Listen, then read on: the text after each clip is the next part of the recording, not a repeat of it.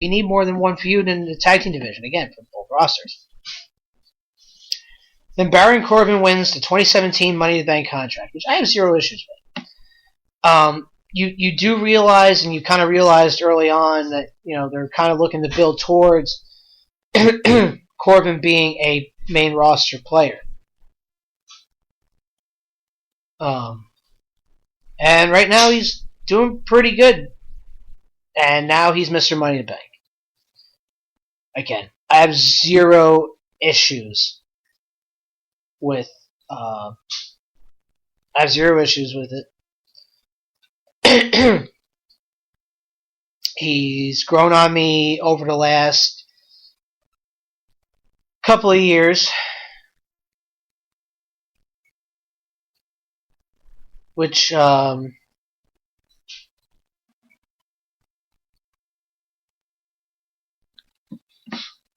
okay, so everybody wanted Zayn to win, everybody wanted Owens to win, everybody wanted Styles not to win.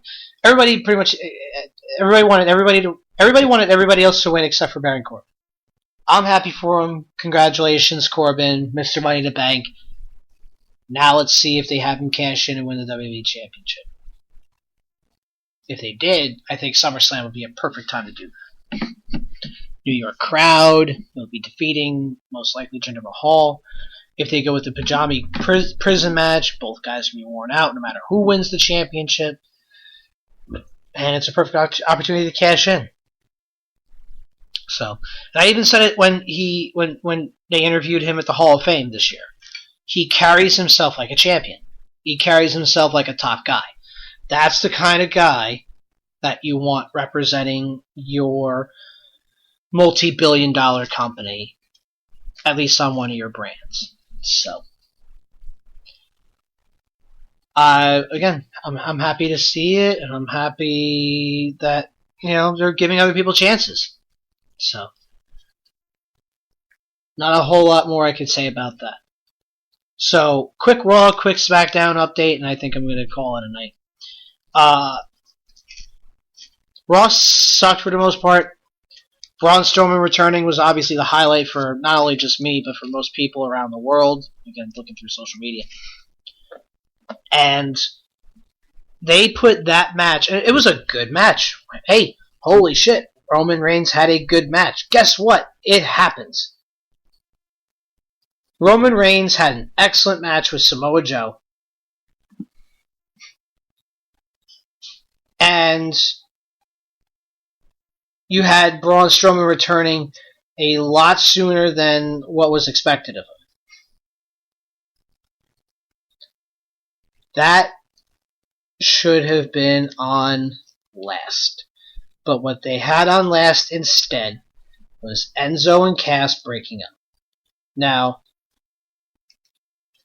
I saw this on social media today, and I kind of agreed with it. Cass was kind of going on like with the script at first, you kind of noticed it. But after a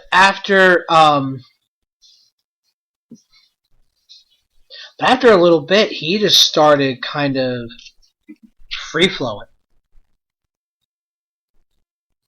And it started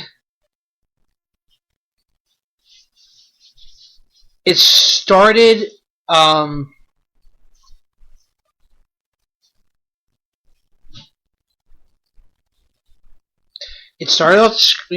on script, and then all of a sudden, it started flowing freely. Like these things were really bothering him, and it got a little uncomfortable at one point.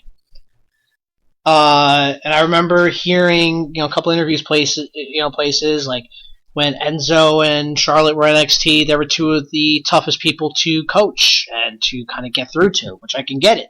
Charlotte would have the ego of her dad. Fruit doesn't fall far from the tree.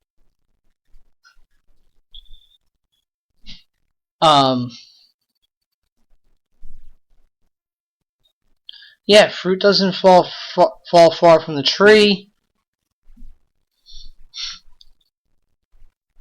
And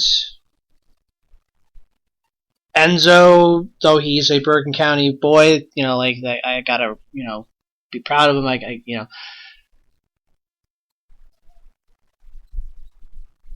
But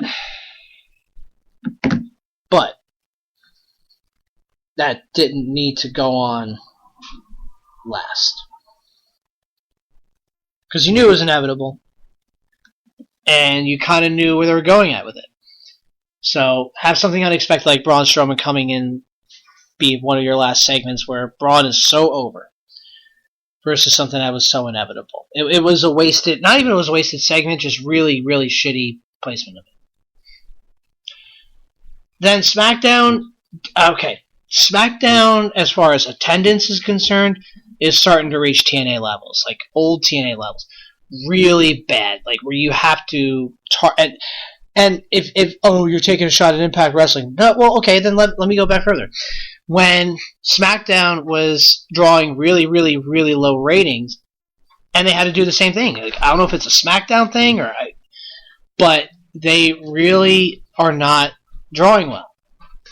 They don't have a champion that people can get behind. Maybe Corbin might be the trick. Honestly, if you put the strap back on Styles, you'd be seeing these crowds come back in. If you had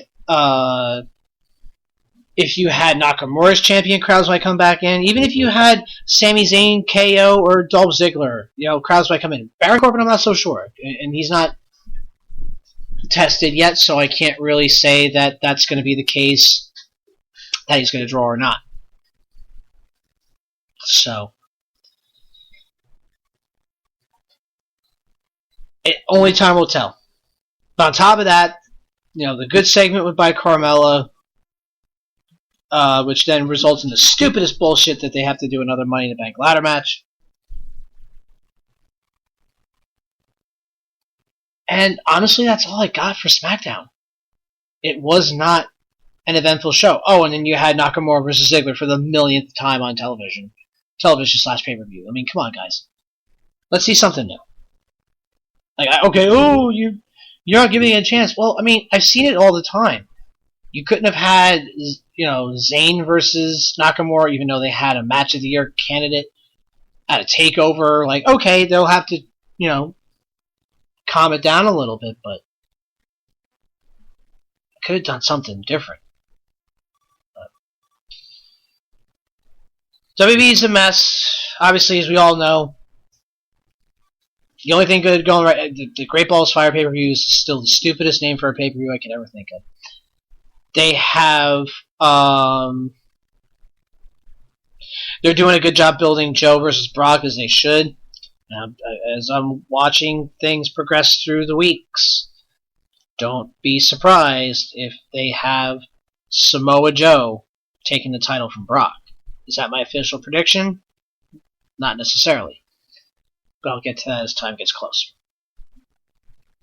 There's good things, but they really need to build more good things, and they need to kind of take a look at the bad and be like, alright, this isn't working.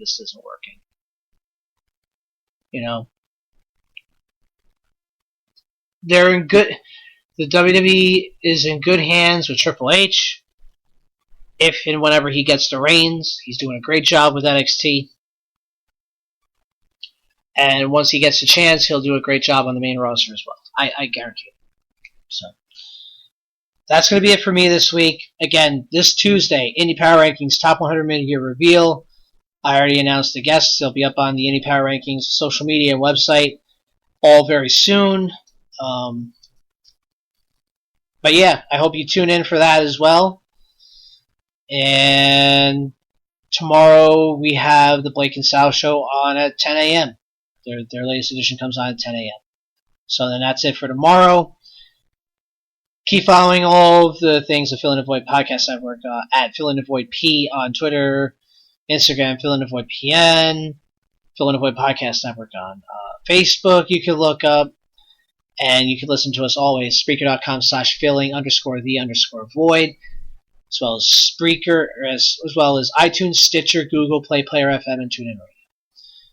Thank you so much for tuning in, guys. Go out and support your local independent wrestling. It's really important to do. You never know when the next big star will be right in front of your face.